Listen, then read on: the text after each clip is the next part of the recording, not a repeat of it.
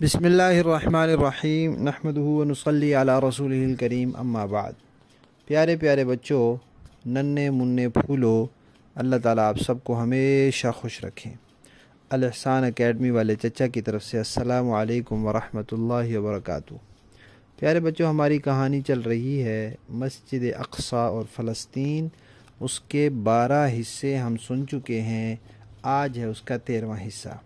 پیارے بچوں، یہ بات آپ پہلے سن چکے ہیں کہ اسرائیل نے مسلمانوں کی جگہ پر قبضہ کیا ہے اور وہاں سے 70 لاکھ مسلمانوں کو نکالا ہے۔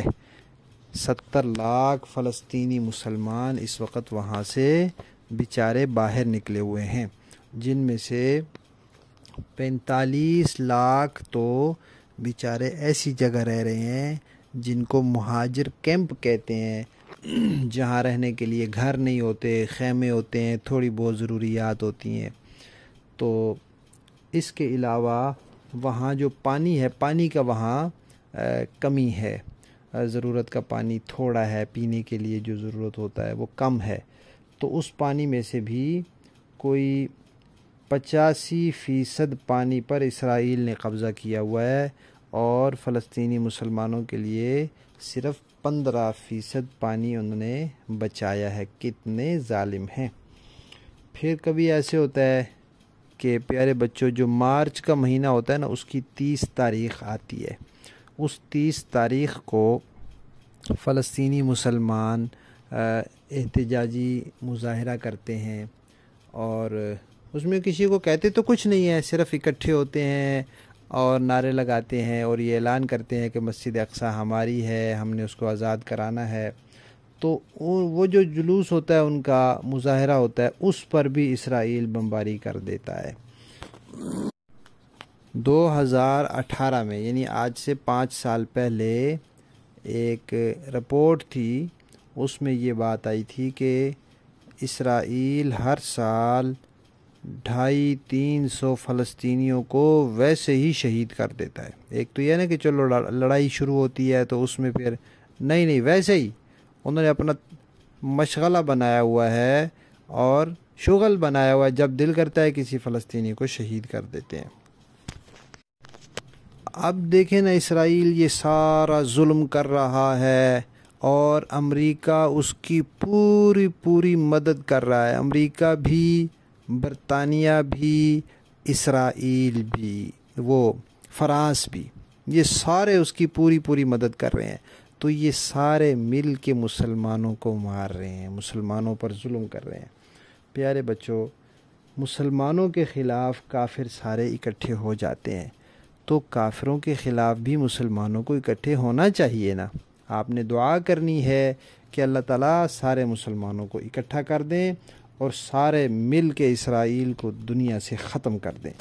اور پھر اگر امریکہ، برطانیہ، فرانس بیچ میں آئیں تو پھر ان کی بھی ایسی پٹائی کریں کہ یہ ساری زندگی یاد رکھیں۔ پیارے بچوں، آپ نے کہانی میں سنا ہے کہ سلطان صلاح الدین ایوبی نے بیت المقدس کو فتح کیا تھا۔ اس وقت پوری دنیا کے عیسائی کافر جمع ہو گئے تھے یہاں لڑائی کے لیے۔ تو اس نے کہا بہت اچھی بات ہے، سارے یہاں اکٹھے ہوں تاکہ سب کی ایک ہی دفعہ پٹائی ہو جائے، اور سب کی ایک ہی دفعہ اس نے پٹائی کی تھی۔ پیارے بچوں، اب جو مجاہدین نے حملہ کیا ہے نا اسرائیل پہ، اسرائیل کے تو ہوش اڑا کے رکھ دیے۔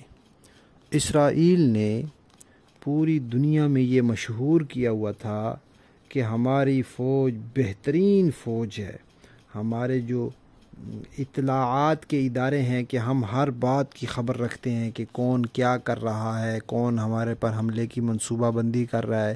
تو انہوں نے کہا جی ہمارے ادارے بھی دنیا کے مضبوط اور بہترین ادارے ہیں۔ مجاہدین نے حملہ کیا ہے، اتنا بڑا حملہ، اتنا مضبوط اور اتنا کامیاب حملہ، اور ان کے اداروں کو پتہ بھی نہیں چل سکا۔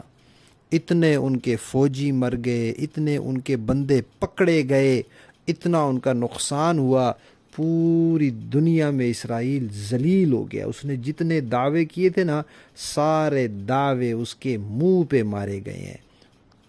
پتہ چل گیا سب کو کہ یہ جھوٹ بولتا تھا کہ ہم اتنے بہادر ہیں اور ہم لڑائی کر سکتے ہیں اور ہمارے پاس اتنے اچھے ادارے ہیں جن کو ہر بات کی خبر ہوتی ہے، سب کو پتہ چل گیا کہ یہ کچھ بھی نہیں ہے، یہ جھوٹ بولتا ہے۔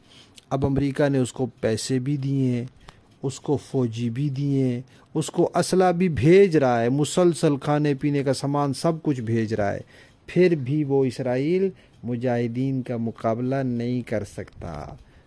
ابھی تک وہ ان کے کوئی بندے نہیں پکڑ سکا، ابھی تک ان کے کوئی مرکزی علاقے پر قبضہ نہیں کر سکا، کچھ بھی نہیں کر سکا، صرف عام لوگوں کو جہاز کے ذریعے بمباری کر کے، میزائل کے ذریعے بمباری کر کے شہید کر رہے۔ یہ تو کوئی بہادری نہیں ہے نا۔ بہادر بنے تو میدان میں آئے تو پھر پتہ چلے نا۔ بس آپ نے دعا کرنی ہے کہ اللہ تعالیٰ اس کو ختم کر دے، مجاہدین اس کی پٹائی کر کر کر کے اس کو ختم کر دے، ٹھیک ہے؟ شاباش۔ یہ ہماری کہانی کا 13واں حصہ ختم۔ کل سے انشاءاللہ ہمارا اسی کہانی میں ہم یہ حصہ پڑھیں گے کہ مسجد اقصیٰ کے بارے میں، فلسطین کے بارے میں اللہ تعالیٰ کیا کہتے ہیں، نبی پاک صلی اللہ علیہ وسلم کیا کہتے ہیں۔ تو پھر ہم انشاءاللہ یہ باتیں پڑھیں گے، ٹھیک ہے؟ شاباش، ہماری کہانی کا 13واں حصہ ختم۔